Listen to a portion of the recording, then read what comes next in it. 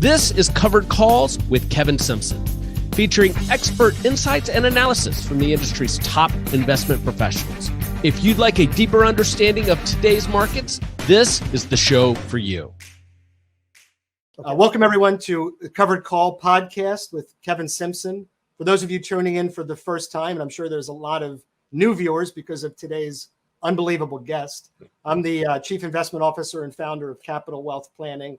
My goal here on the show is to engage with some of the best and brightest minds on Wall Street, and today certainly will not disappoint. We're extremely excited to have Pete Najarian, a very esteemed CNBC contributor, amazing option trader, an ex-NFLer, and the founder of Market Rebellion, which I encourage everyone to check out after this podcast, because I know how many of us watch because of options and covered calls, and there is no one better than Pete and his brother. So please be sure to check out Market Rebellion.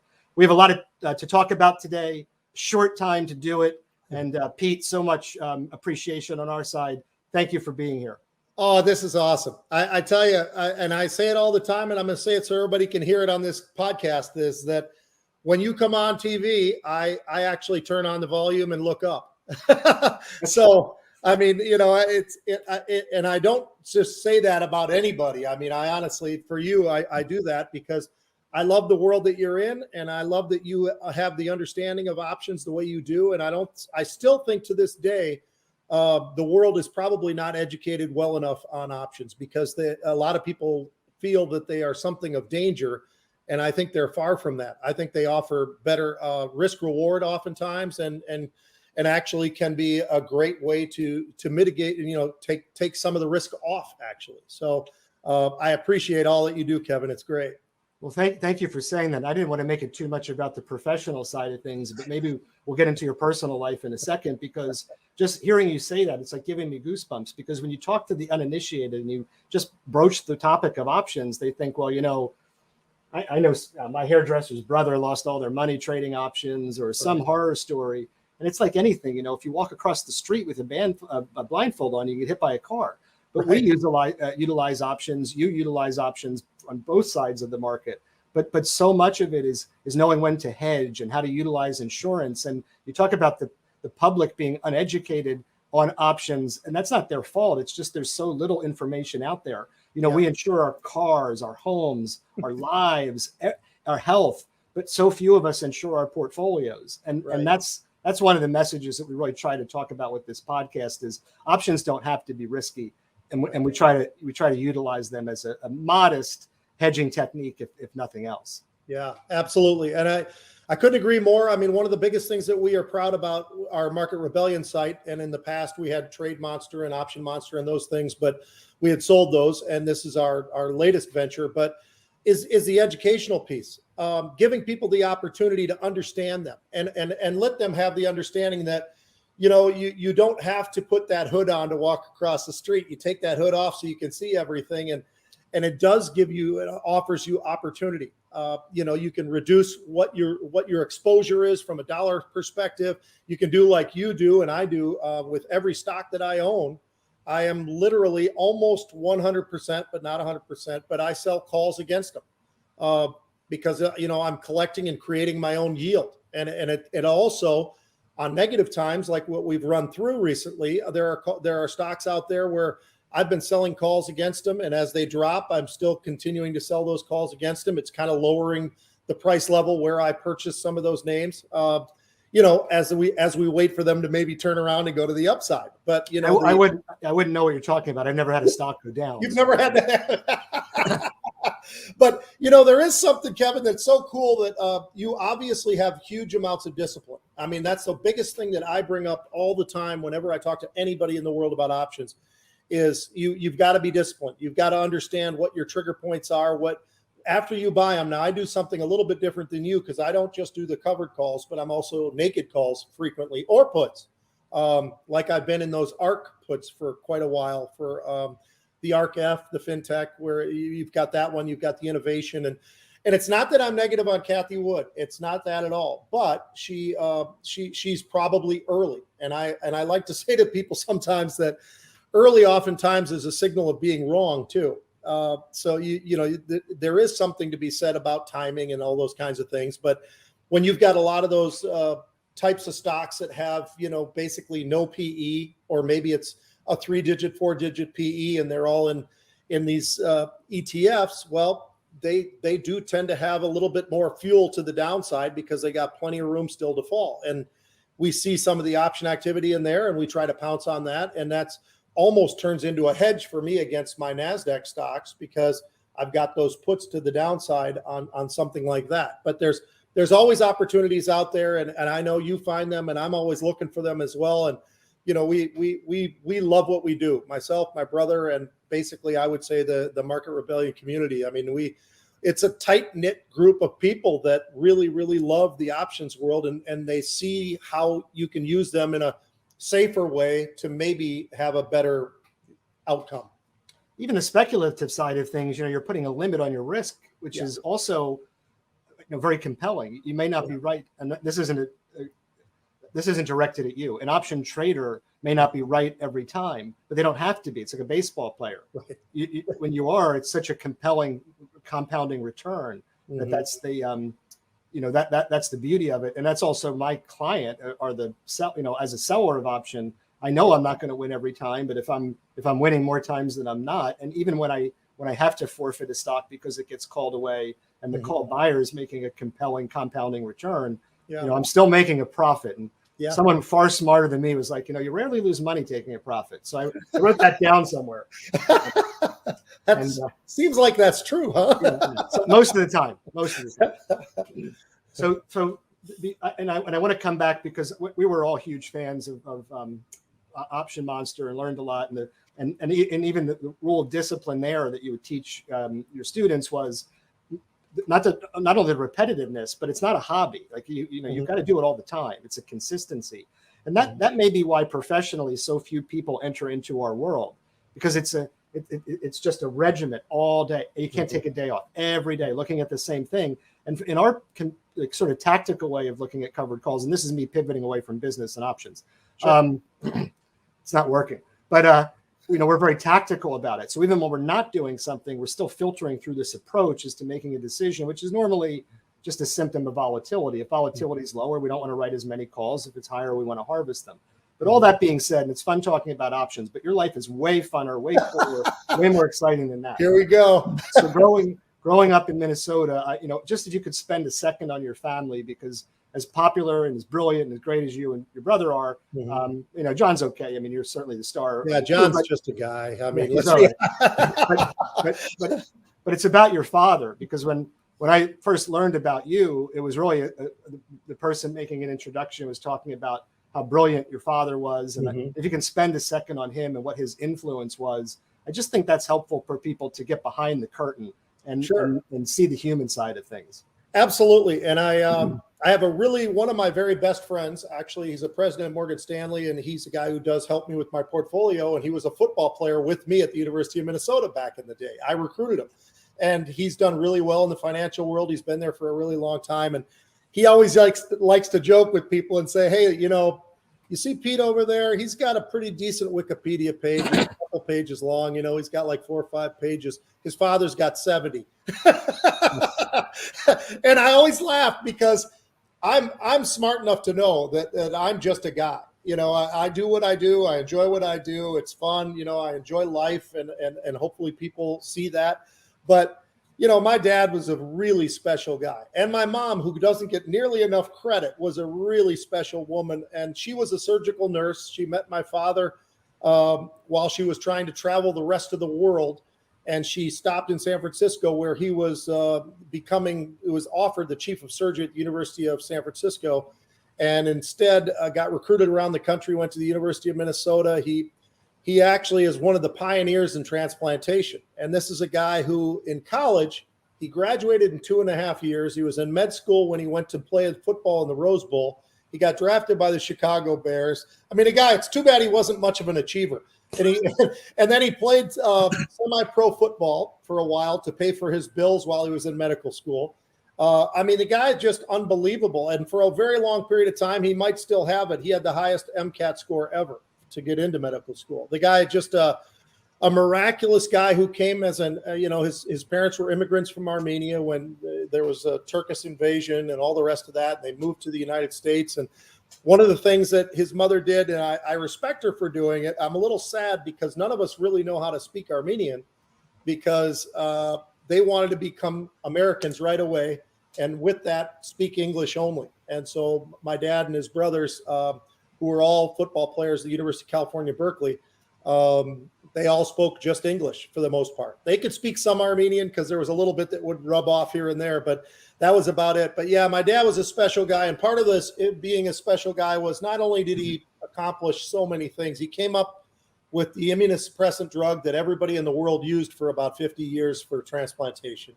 So if that wasn't enough, he trained everybody around the world. I worked in his research labs at one point in time during the off seasons of football for me because I always wanted to become a surgeon myself. And I just didn't get there because I was lucky enough to play football just long enough to not really get into the saying at 30 years old, I want to be a med student. So that slowed it down a little bit for me. And I got onto the Chicago Board Options Exchange with my brother, John, who had a brief stint with the Chicago Bears. So, but my dad, just a special guy. And one of the things I would also say about him, just to recap him a little bit more, would be he was not that guy who would walk around with the rest of the doctors around the hospital and try to pretend like, he's one of these untouchable guys. My dad was 6'4", 285-pound man. He had the biggest hands. His hands were so big. They're bigger than Michael Jordan's. I know that because he put it on the Michael Jordan thing in front of the United Center in Chicago. But his hands were so big, he had to have special gloves made to be able to fit onto his hands. I mean, just a monster of a man who had an unbelievable heart. And he was also the guy who he was more interested in asking the janitor about his kids and what they were doing in school rather than standing around talking to the other surgeons about a case that they were working on. He is just an interesting guy. And outside of that, I think I told you this story, but he was the ringside physician for Hulk Hogan. And so we'd go to WWE matches all the time. Back then it was WWF or whatever. Yeah. Here's this guy who's one of the smartest minds ever in surgery. And yet he's willing to go and not care what people think. He's in the front row for the Vikings, the basketball with the Timberwolves. We weren't real hockey fans because none of us really grew up, even though in Minnesota we know it's the state of hockey, but we weren't there. But every other sport that he had tickets for, we would sit front row because he always wanted to be right there, not so he'd be seen. He wants to just be there. Yeah. And would oftentimes tell me when he'd come to my games or when he and I would be on a sideline, he'd say, I still think I got it. I've always said this, you want your surgeon who's going to do the work on you to be a very confident man. And my dad was not an egotist, but he certainly was confident beyond words. And I always loved that about him because he would literally look at me and go, I think I could play 5 or 6 plays in a game. Just get down there. That's awesome. Yeah, it was always fun. He's a great guy to grow up around. Well, I'm glad you were able to fit the Hulk Hogan part in. I would have made you if you had forgotten because it's just that full circle. And what it illustrates is how the apple doesn't fall far from the tree because you might not have a 60-page Wikipedia and maybe you didn't go to medical school, but playing for the Bucks, being able to play for your hometown college and then for the Vikings, I'm not 100% sure my memory is that little fuzzy in 92. I was a senior in college and just getting into this business, but I think you won a World Bowl if memory serves. So a broad resume and just a, obviously a likable person, but it's interesting to find out why, what makes you tick. And that's a story I'm glad we got to share today. So thank you for that. Yeah, absolutely. No, thanks. I'm impressed that you caught the World Bowl thing. I will tell you this.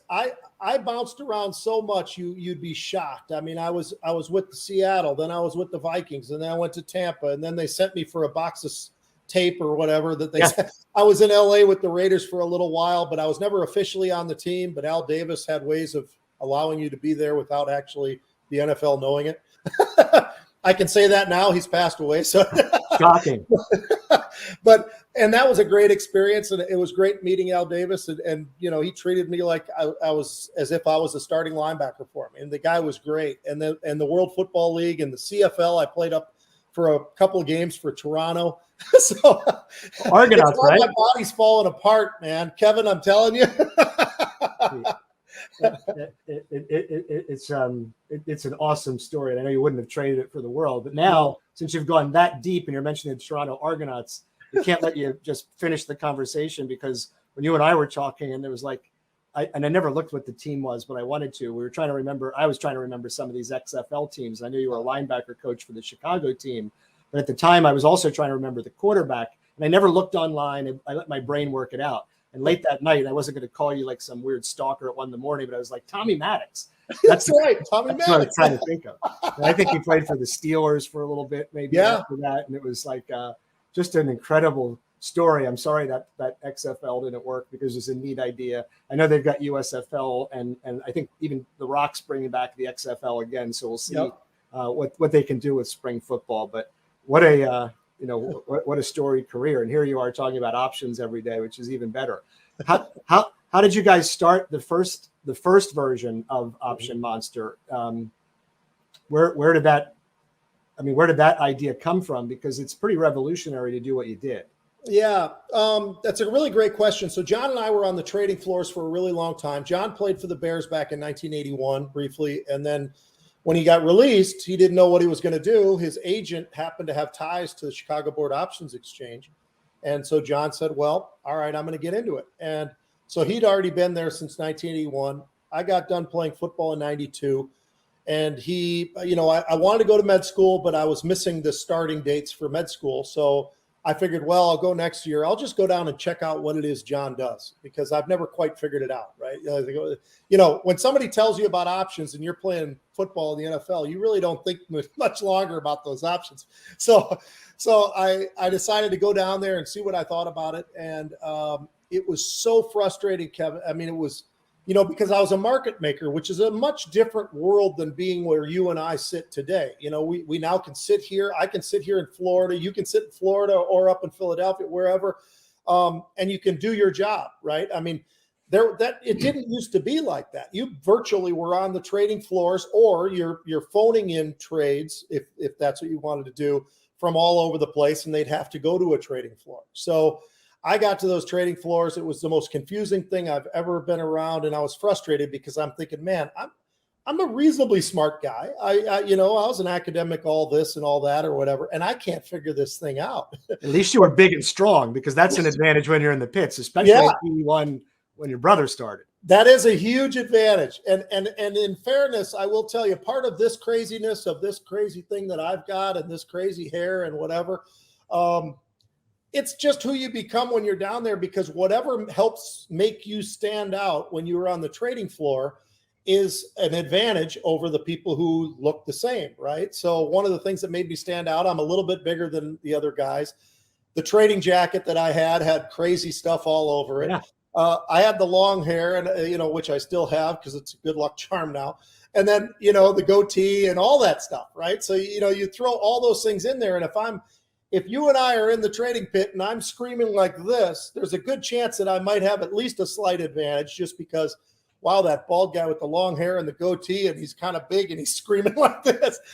So that is the art form of trading on the floors. And so what John and I had to do was, how do we have a way of seeing what's going on the trading floor without being on the trading floor, because everything was coming upstairs. Everything was computers, as they are now. I mean, it happened so fast, because in 92, when I started, we were still writing down on a trading card, right?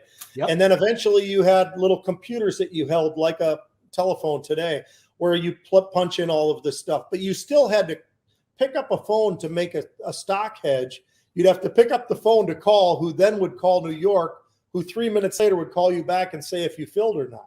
I mean, that's how it's amazing, right? I mean, but it all made for a way for us to say, all right, so how do we get what was on the trading floor in our hands now? And so we came up with some algorithms that we wanted to see, that was what we thought were some of the smartest trades going on, that usually led to something bigger.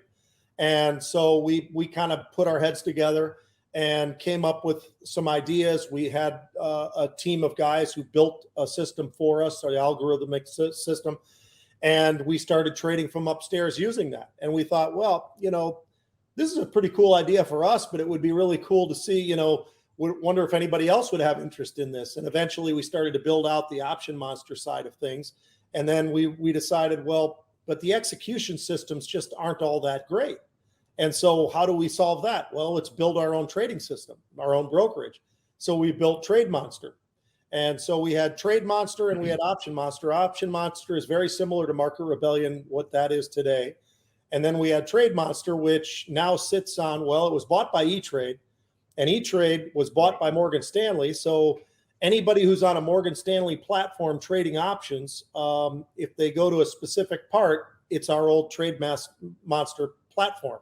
And it sits right there on. The ironic thing about it all was, back in the day, I got a hold of the guys at Morgan Stanley and the former CEO, who I love to death. He was a Lebanese guy, actually, and he and I clicked right away. He's a great guy, and he was asking me about TradeMonster, and he goes, we should buy that. And I said, you probably should. I said, we were, I think 5 years in a row, we were the #1 ranked trading platform out there for options, stocks, and futures or whatever.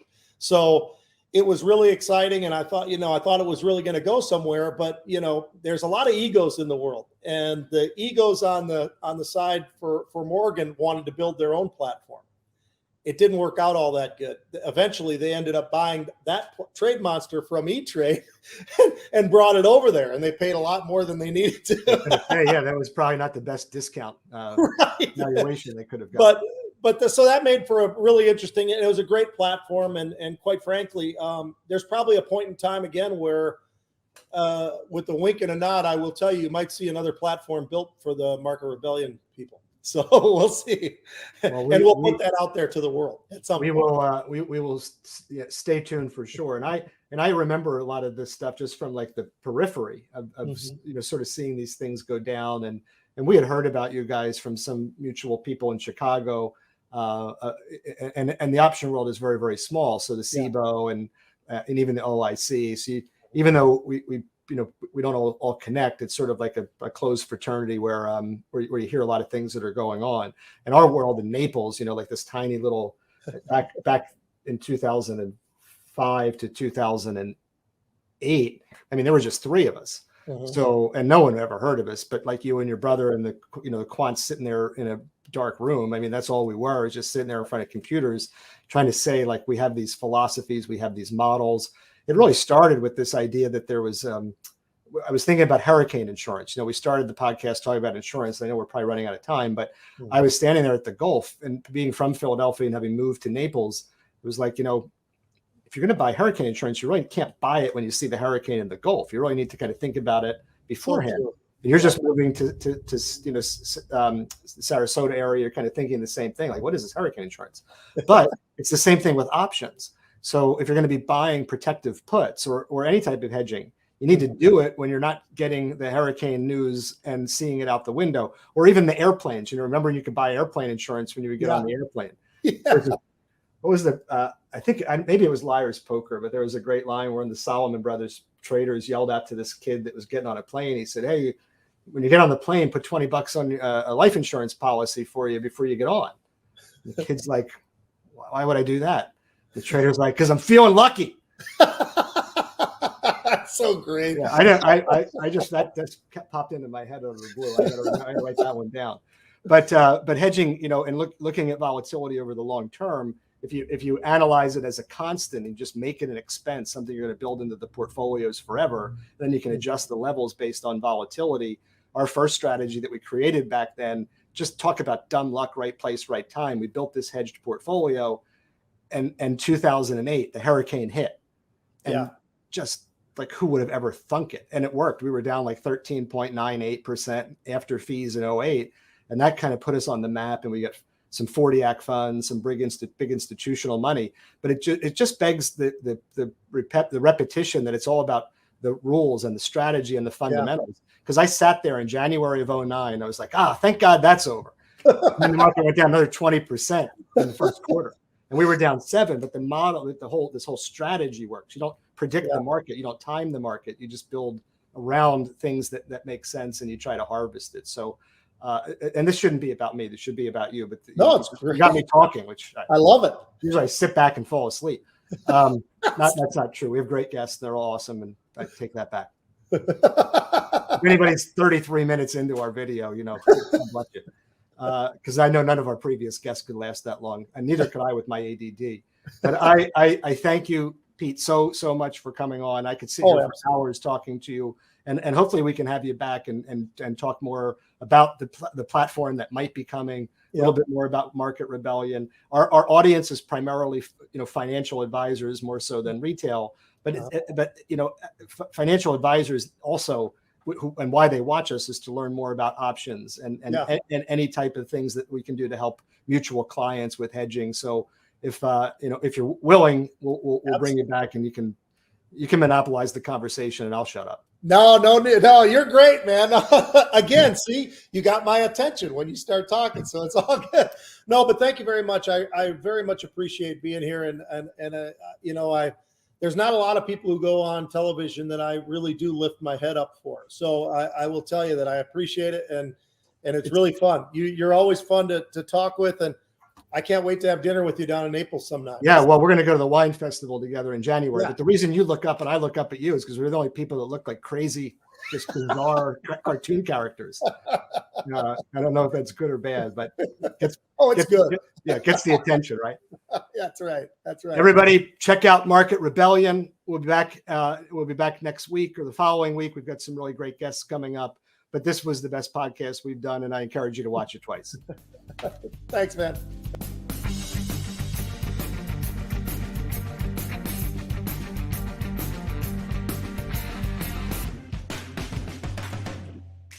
This message does not constitute an offer to sell or a solicitation of an offer to purchase securities through CWP Advisory Services. Investments are not guaranteed and involves risk of loss. The views and opinions expressed in this message are those of investment professionals made at the time this content was recorded, are not necessarily the views and opinions of CWP, and may change in time without notification.